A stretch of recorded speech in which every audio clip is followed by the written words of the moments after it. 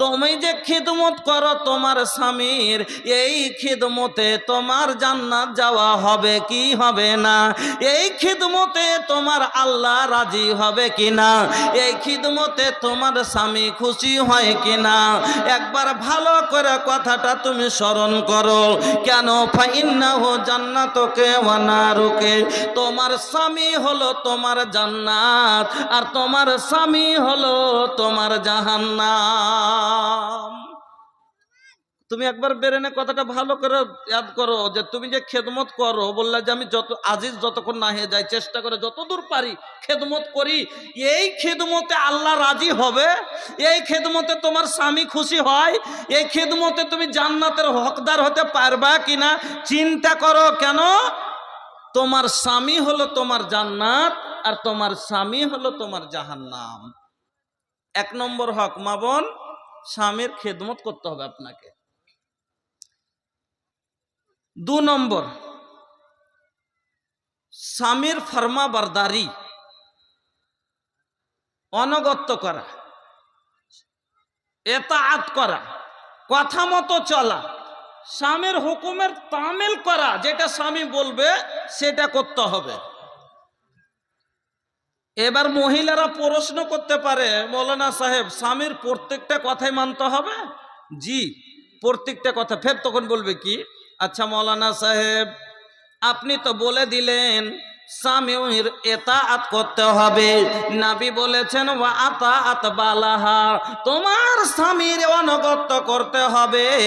ও মাওলানা সাহেব আপনি তো বলে দিলেন, তাহলে আমার স্বামী তো এমন লোকের লোক যে আমার স্বামী আমাকে সাপ্তাহিক 3 দিন খালি ধরে ধরে মারে আর বলে তোর বাপের বাড়ি থেকে টাকা নিয়ে আয়, তাহলে এটাও কি মানতে হবে? প্রশ্ন হতে পারে না? কেন? ও আতাআত বালাহা, স্বামীর এতাআত করতে হবে। এমন কি কইছে মৌলভী সাহেব, আর একটা ওয়াজে আপনার শুনেছি সুদ্ধা যে আপনি বলেছেন যে স্বামী যদি তোমাকে ডাক দেয় আর তুমি যদি চুলার পারে থাকো, তোমার হাতে একটা রুটি ঝুলছে আর খোলায় একটা রুটি পড়ে আছে, আর তোমার স্বামী যদি ডাক দিয়ে দেয় যে ঘরে এসো, তুমি হাতের রুটি ফেলে দাও, খোলার রুটি ছেড়ে দাও, আগে স্বামীর কাছে যাও। হাদিসে এসছে। তা মৌলানা সাহেব এত দূর স্বামীর কথা মতো চলতে হবে, স্বামীর প্রত্যেকটা কথা মানতে হবে, কি কি মানতে হবে আপনাকে আমি খুইলা বায়ান করে দেবেন ইনশাআল্লাহ। কিছু গালা কথা আছে। আচ্ছা সব স্বামী কি একই ভালো? ভালো না তো, সব স্বামী ভালো না। অনেক রকমের পুরুষ লোক আছে। বুখারী শরীফ একটা লম্বা হাদিস এসে 11টা মহিলার নিজের স্বামীর মানে গল্প করেছে, লম্বা হাদিস। তো ওদিকে যদি যাই তো লম্বা হয়ে যাবে, আমি শুধু কথাটা এই জন্য বোঝাবার চেষ্টা করছি যে অতি যেরকম 4টা মেয়ে একই কলেজে লেখাপড়া করছিল, করতে করতে 4টাই মেয়ের বিয়ে হয়ে গেছে। এবার এরকম একটা জালসাতে একই পাড়ারই লোক মেয়ে 4টা শ্বশুর বাড়ি চলে গেছে। 1 বছর পরে জালসাতে ও বাবার বাড়ি এসে, ও বাবার বাড়ি এসে জালসাতে এসে দেখা হয়ে গেছে। কইছে কি রে তুই মেরি না? কইছে হ্যাঁ। কইছে কে তুই নাজেরা? কইছে হ্যাঁ। তুই কে না আলতানুর? হ্যাঁ। এইরকম 4টা সখী যখন এক জায়গায় হয়ে গেছে, এবার বলছে তোর কখন বিয়ে হলো, তোর কখন বিয়ে হলো। তোর একটা আলোচনা করে, গল্প গুজব করে আর বলে যে তোর স্বামী কিরকম, তোর শ্বশুর বাড়ি কিরকম, তোর শ্বশুর শাশুড়ি কিরকম, গল্প করে। তো ওই রকমই বুখারী শরীফে একটা হাদিস এসছে যে 11টা মহিলা বসে ওরা মানে নিজের স্বামীর কথা বয়ান করছে, এক অপরের কথা। ওকে বলছে তোর স্বামী কিরকম, ও বলছে তোর স্বামী কিরকম। তো অতি একজন বলছে কি যাও জি কাল আসা দে, যাও জি কাল আসা দে, আমার স্বামী হলো বাঘের মতো। আচ্ছা এটা ভালো গুণ বলেন তো কি বলছে? যাও জি কাল আসা দে, আমার স্বামী হলো বাঘের মতো। তো এটা বাঘের মতো, এটা উদাহরণ দেওয়া কেমন কথা? বাঘের মতো মানে কি? বাঘ ভালো না রাগাহা? বাঘ যখন জঙ্গলে বের হয় সব পশুরা চুপ্পি করে লায়, সব পশু লুকিয়ে যায়। ওই রকম মানে এত রাগাহা, বাড়িতে আসলে বাঘের মতো দেখা ভয় পেতে হয়।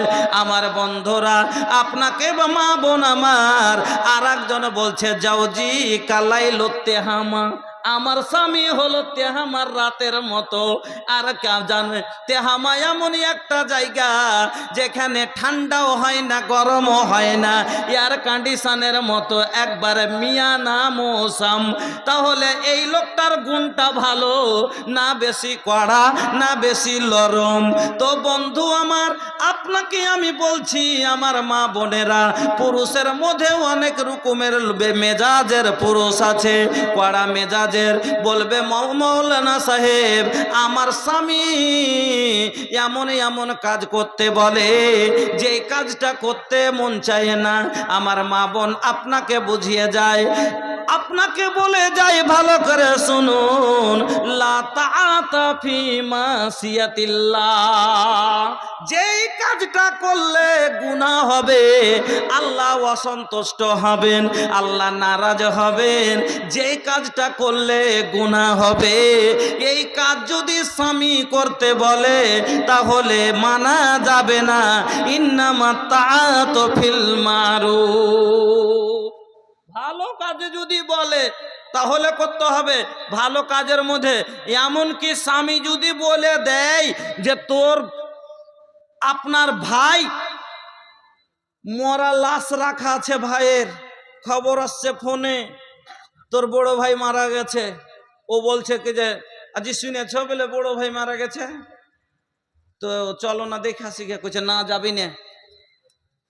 কইছে কোন কথা বলছো এটা, কেন যাব না, ভাই মরেছে দেখতে যাব না। কইছে কে তোর ভাই, তোর যদি ভাই হতো তাহলে 30 লাখ টাকা তোর বেমানি করতাক। 2.5 বিঘা জমি পেয়েছে, 20 লাখ টাকা বিঘা জমি, মাত্র 1 বিঘা দিয়েছে, 1.5 বিঘা মেরে দে। এই জন্য রাগে ওর দেখতে যেতে দিবে না। তোর ভাই যদি হলো তো 30 লাখ টাকার সম্পত্তি তোর বেমানি করেছে, আর ওই বেমানকে তোকে দেখতে যেতে দিব।